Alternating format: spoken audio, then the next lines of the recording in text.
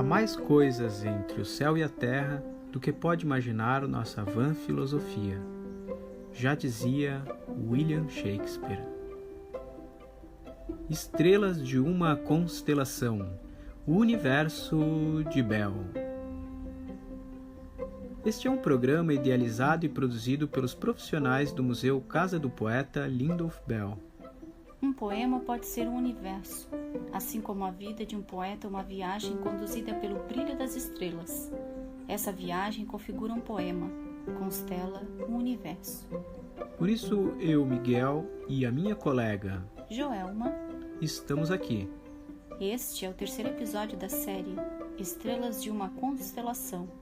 E hoje falaremos sobre Federico García Lorca.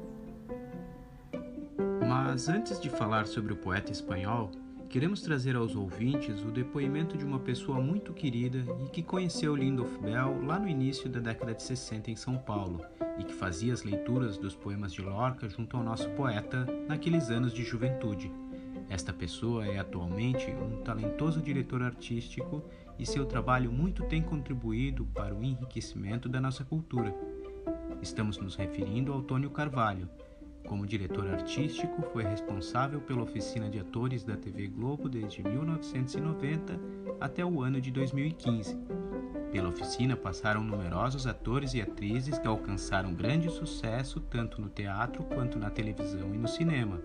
Eduardo Moscovis, Rodrigo Santoro, Murilo Benício, Camila Pitanga, Giovanna Antonelli, entre outros. Tônio é também diretor e autor teatral, além de escritor de literatura para jovens. Recebeu diversos prêmios de dramaturgia, como diretor, autor e cenógrafo teatral. É ainda autor de roteiros para cinema e tem 2 longas com sua assinatura em produção. Sabe, Miguel, no ano de 2017, eu e a minha colega Andressa Carolina Bruschi tivemos o privilégio de conhecer o Tônio e seu amigo Joás, que é morador de Blumenau. Eles estiveram aqui no museu visitando-o e foi nesta ocasião que pudemos ter a oportunidade de saber um pouquinho mais sobre alguns momentos da vida de Lindolf Bell e também ficamos sabendo o quanto Lorca foi importante na vida do poeta. Assim que Tônio tomou conhecimento desta série e soube que iríamos falar sobre Lorca neste episódio, mostrou-se entusiasmado em compartilhar um pouquinho desta história. Vamos então, Joelma, escutar o depoimento que ele nos enviou. Eu conheci o Bell no Teatro de Arena de São Paulo, na rua Theodore Baiman. O Arena era naquela época um centro fervilhante de cultura, de arte e principalmente de teatro. E o Bell fazia apresentações da sua catequese poética. Era lindo vê-lo na arena, no centro da arena, declamando seus poemas e a plateia toda absorvendo, embevecida, aquela figura linda, né? Longilínea, os cabelos castanhos claros, louros, aqueles olhos verdes, azulados, né? O Bell era muito bonito, muito carismático e foi através dele que eu fiquei conhecendo a obra de García Lorca. Não apenas os poemas, depois ele me instou a ler as peças, né? Os dramas lindíssimos, né? Irma, Bodas de Sangue, Dona Rosita Solteira, enfim. E o poema assim que eu acho que ele mais gostava, Llanto por Inácio Sánchez Mejía, que era o poema do grande toureiro que morria às 5 em punto de la tarde, às 5 em punto de la tarde, na arena, né, por um touro. E era lindo. Depois, muitos anos depois, eu fiz um trabalho de teatro, onde eu dizia também esse poema, e eu pensava muito nele, como ele estaria dizendo aquele poema naquele momento em que eu também estava. eu estava acompanhado de um guitarrista de flamenco e uma soprano, Ivonete Ricomiller. Nós três fazíamos esse espetáculo na Casa de Cultura Laura Alvim, aqui há muitos anos atrás, no Rio de Janeiro e Ipanema. E foi assim que nós nos conhecemos e tínhamos uma paixão grande pela poesia e por Garcia Lorca, especialmente. E foi um encontro decisivo na minha vida, para toda a vida. Bel foi muito importante. Ele era 6 anos mais velho do que eu e mais maduro, mais experiente. Para mim, ele era assim, o caminho a seguir, né? Tônio, gratidão imensa por compartilhar conosco este depoimento. Sucesso, felicidades e um forte abraço de toda a equipe. Bom, Federico Garcia Lorca é considerado pela crítica um dos escritores mais destacados da história literária espanhola, reconhecido tanto pelos seus textos para o teatro quanto pelas suas poesias. Poeta e dramaturgo, portanto, nascido no dia 5 de junho de 1898 em Fuentes Vaqueros, província de Granada, Espanha. Sua produção foi fortemente marcada pelas paisagens e os costumes de sua terra natal. Publicou sua primeira obra no ano de 1918. Impressões e Paisagens é um livro ensaístico sobre temas relacionados à sua província natal. É autor de 12 livros de poesia, 3 livros em prosa e 13 obras dirigidas ao teatro. Na poesia, destaque para O Romanceiro Gitano, publicada em 1928, é considerada sua maior obra poética. No teatro, destacou-se com a trilogia essencialmente trágica formada por Bodas de Sangue, Irma e A Casa de Bernarda Alba. Por meio de sua poesia, Lorca identificou-se com os mouros, judeus, negros e ciganos, alvos de perseguições ao longo da história da sua terra natal. Ele próprio sofreu discriminação por ser homossexual.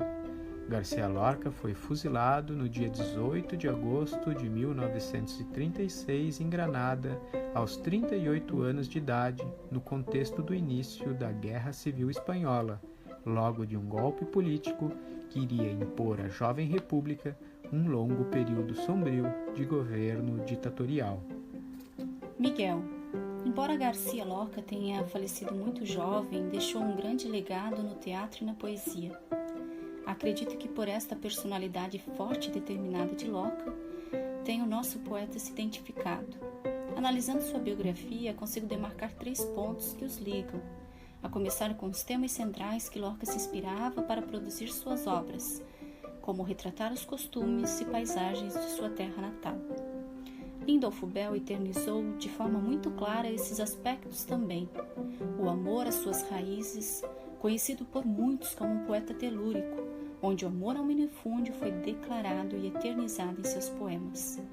Bell fala sobre a geografia da região em que vive, das montanhas, rios como Itajaí-Açu e aqueles que se cruzam, Rio dos Cedros e Benedito. Também teve uma forte ligação com o teatro, lembrando que sua formação acadêmica foi em dramaturgia. Formou-se na Escola de Arte Dramática em São Paulo na década de 60. Verdade, Joelma. E agora você me faz lembrar que Lorca, além do teatro e da música, manteve também uma relação estreita com as artes plásticas. Garcia Lorca foi amigo íntimo do artista Salvador Dalí e ele próprio chegou a participar de 2 exposições. Seus desenhos o acompanharam ao longo da vida e aparecem na confecção das decorações de suas peças teatrais, em cartas e cartões postais que escrevia a familiares e amigos, assim como nas dedicatórias de livros e ilustrações de poemas. Essa relação com as artes plásticas também é presente na trajetória de Lindolfo Bell. Recentemente tivemos oportunidade de acompanhar a palestra de 2 especialistas na pesquisa das artes visuais que trouxeram um belíssimo panorama dessa trajetória. Ana Lúcia Beck e Diana Schwartz foram bastante objetivas ao delinear a atuação de Bell neste campo em uma palestra online promovida pela Fundação Cultural Badeschi e pelo MESC, Museu da Escola Catarinense. Sim, bem lembrado, Miguel. Outro ponto a ser ressaltado é a identificação que o poeta espanhol tinha com os povos que habitavam sua região, como os mouros, judeus, negros e ciganos. Tanto Lorca quanto Bell sabiam ler o mundo com uma sensibilidade alheia aos preconceitos. E aquilo que muitas vezes deixamos de enxergar, os poetas sabem ver e dão vida. As populações que formam as chamadas minorias sociais constantemente marginalizadas e discriminadas eram tidas em conta por Bell. Talvez muitos não tenham conhecimento, mas ele tinha uma forte ligação com os povos indígenas, em especial aqui no Vale do Itajaí, os Xoclens. Para este povo, Bell dedicou um poema e está publicado no livro Código das Águas, lançado em 1984.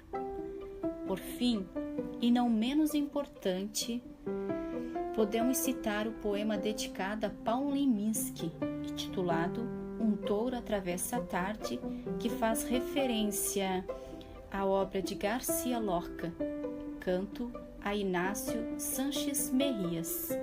E sem esquecer, Miguel, um poema em prosa que Lindolfo Bell homenageia o poeta espanhol, intitulado Exercícios para Garcia Lorca, este publicado na obra Incorporação, 1974. Realmente Bell tinha um grande apreço pelo poeta espanhol. A bem da verdade, Joelma, vemos que existe uma proximidade com Lorca, mas também uma proximidade com todo um universo de referências do mundo hispânico.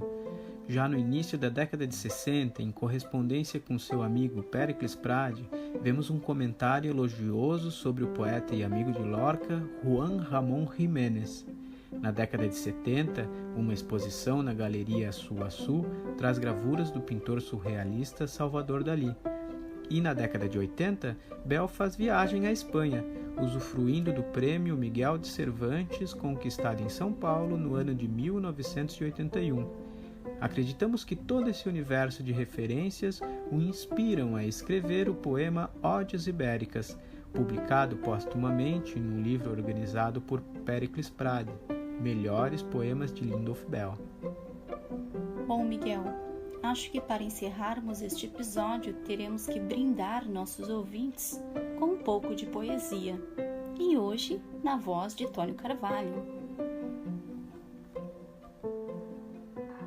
Joelma, eu vou ler um poema de um livro meu de poesia que vai sair, que eu acho que essa poesia, o Bell ia gostar dessa poesia. O livro se chama No Feitiço das Festas de Fé. E por acaso, esse poema que eu vou ler se chama Festas de Fé, tá bom? Os nomes da fé não têm nome, pois não seriam de fé. Os nomes da fé não se qualificam em juízo ou jurisprudência, não se registram. Os nomes da fé são como os descaminhos que percorremos, sem régua ou passo certeiro bordados ao léu, sem beira ou a costumeira de nomes atribuídos qual guias de orientação, pois que de perdição existimos. Os nomes da fé são nuvens de sempre, ondas de mar, correntezas de rios que nunca repetem belezas, nem são as mesmas duas vezes. Os nomes de fé residem em nós por causa de que em nós habita o inexplicável, por causa de que em nós há dor e esperança, perdas no rumo do abismo, bem como fascínio no precipício das aventuras. Os nomes da fé. Sobre nós repousam tantos nomes de tantos outros séculos, que em cada um se confunde o que somos e o que não sabemos ser. No desconcerto, tememos ao santo, o demoníaco, ao iluminado, sombrio, criador, destruidor. Quantas belezas erguemos e torpezas praticamos, há tempo de no mesmo barro lavrarmos o mais sagrado juntado à barbárie. Os nomes da fé não se lhes importa aos deuses, se é que ainda resistem, a fome, a sede, ao sangue derramado. Os nomes da fé não absolvem malditos, nem convertem arrependidos. A absolvição não se barganha em genuflexões, juras, perdões. Os nomes da fé estão e são dentro de um poço sem fundo, sem luz, envoltos em mistérios e secretamente enlouquecem, desnudam e deslumbram aos que deles se assemelham. Os nomes da fé, enraizados na memória da terra, na existência das águas, no fogo, no ar, guardam-se na batida dos bumbos, na catimba, na ginga, nas festas profanas, pagãs, no sacramento. Encanto de quem lhes possa ter e temer, decoradas em bandeiras e mastros e fitas enfeitiçadas. Os nomes da fé são reverenciados no sangue que corre e escorre pelas veias abertas de quem espera o que nunca virá. O feitiço das festas de fé são os feitiços. Bom, caros ouvintes, esperamos que tenham apreciado este episódio, que contou com a participação especial de Tônio Carvalho. Seguiremos a nossa incursão no nosso próximo encontro, falando sobre um expoente da história da literatura brasileira, Castro Alves. É isso aí. Um abraço e até lá!